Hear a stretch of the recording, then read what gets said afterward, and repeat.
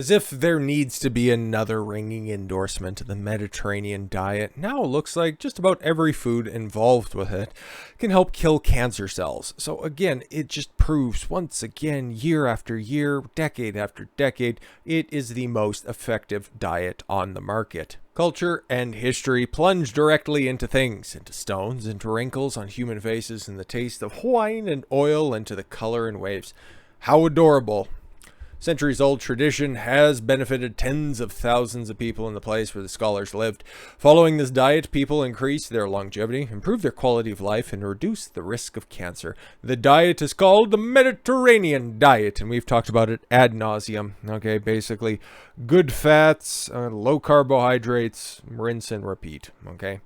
The basis of all the most successful diets on the earth, okay, paleo diet, ketogenic diet, or even just the straight up regular old Mediterranean diet. You know what all of the Moors used to eat, okay, all of that stuff that all of the people that just kind of thought, hey, if it looks like the stuff that we're getting off of the ocean floor, okay, if it's the stuff that we can grow, the stuff that we can pick and squish, if it looks like it and that's the way that we eat, that we don't need to be dressing it up anyways like that, come on, now just pass the gabagool and get it over here, Anyways, so why is the Mediterranean diet capable of fighting cancer? I got a couple of theories, but we might as well break it down for posterity's sake. Key factor in the cancer cells require blood vessels to supply nutrients, and the Mediterranean diet blocks that nutrient supply pathways. That doesn't sound good, but this sounds good. The cancer cells secrete or make their surrounding tissues to produce angiogenic factors that form a vascular system which supports these cancer cells. In addition, cancer cells have to enter the circulatory system through these new blood vessels to metastasize, that's a fun word, and spread. Scientists have come to a consensus the key factor in fighting cancer is the inhibition of angiogenesis. They have also developed different types of anti-angiogenic agents to treat cancer. But why do that when you can just use the Mediterranean diet to starve cancer cells? Yay! So what works that's in it? Olive oil. Of course, just make sure when you're purchasing your olive oil, you take a look at the ingredient list. This might sound a little bit anti-intuitive, but more often than not, you got some of those scummy corporations that are out there. Kraft is especially bad when it comes to marketing certain salad dressings as it's got olive oil in it. And then you take a look at it and it's got some bean or seed oil in the back that's just mixed in. And then somewhere about midway down the multi-layered ingredient list, you got extra virgin olive oil. It's like, oh great, that's wonderful, fantastic. So you're better off to just sprinkle a little olive oil on top. Remember, don't cook with olive oil. It's got a relatively low smoke point. Olive oil, especially virgin olive oil and extra virgin olive oil, is a topping as opposed to a cooking and baking ingredient. Let's continue.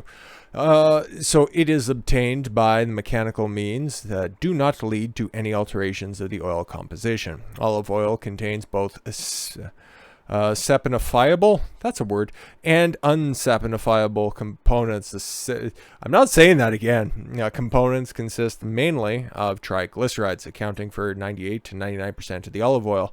The unsaps, sure.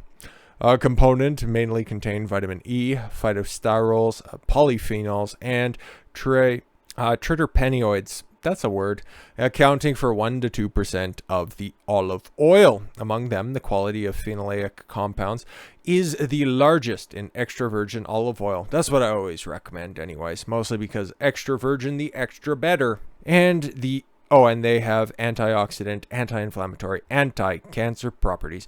Notably, these substances are almost absent in refined olive oil because they are lost during the refining process. That's what happens with most processed food as well. Okay, any of the benefits that could be gained from the nutrition latent ingredients gets put through a reheating process, and it just denatures everything that's in it so that it becomes more shelf stable. I understand why they need to do it. It's just you got to understand the process that ultimately everything goes through. Olive oil, or olives, olive trees, and virgin olive oil all contain a nutrient that exhibits significant anti-cancer and anti-angiogenic properties, tryptophan acid. There we go. Vegetables, fruits, and red wine.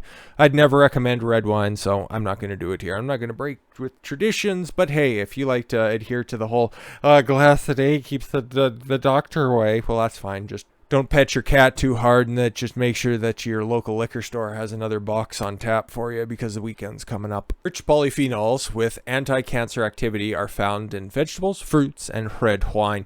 Some of the anti-cancer effects are mediated by their anti-angiogenic mechanisms. Reversitrol, that sounds like a big pharma product, but it's not. A non-flavonoid polyphenol is found in the skin of red grapes, peanuts, and berries. Interesting, the anti-angiogenic effects of reversitrol have been proven to be two-sided. High-dose reversitrol induces angiogenesis, while low-dose reversitrol is anti-angiogenesis. Sorry, what?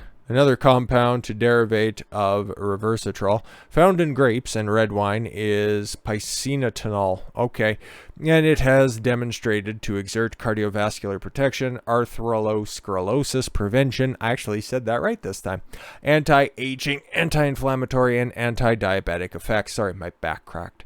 It modulated factors that promote vascular and lymphatic growth in mammary glands, okay, thus reducing cancer risk. Good, so your titties won't get cancer. Good for you. Oh, that's why women like boxed wine so much. Now it all makes sense.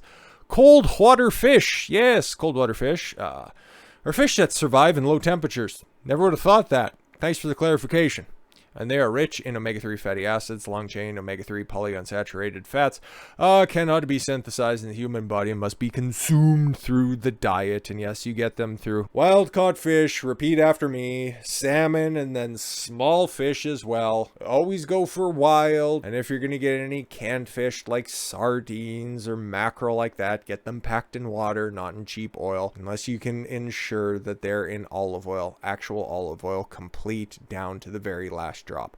Tomatoes. I don't like tomatoes, but I guess they're loaded with stuff. One of the essential gastronomic elements of the Mediterranean diet is tomatoes, which are rich in vitamin C, potassium, folic acid, carotenoids, and lycopenes. These constituents have been demonstrated to have cardiovascular, protective, and anti-cancer properties.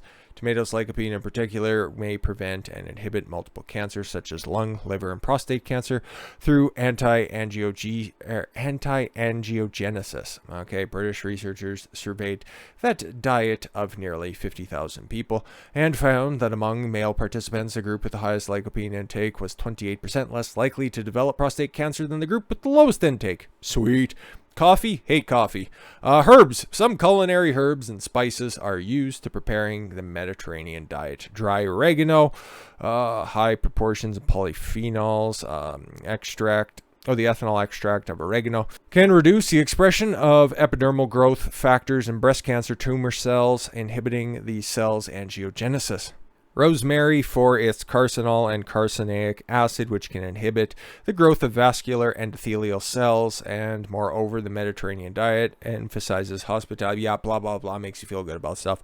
I just care about what's in the stuff. So a lot of things that make up a vast majority of the Mediterranean diet are good for you. Wow, who would have possibly thought that? If it wasn't enough for the reliable weight management, cardiovascular health, and simple taste, now it'll stop you from getting cancer. Amazing. Amazing. And with all that said, thank you all very much for the gift of your time. I've been Don Consuelo. I want you to follow your gut and get after it. Take care, everyone.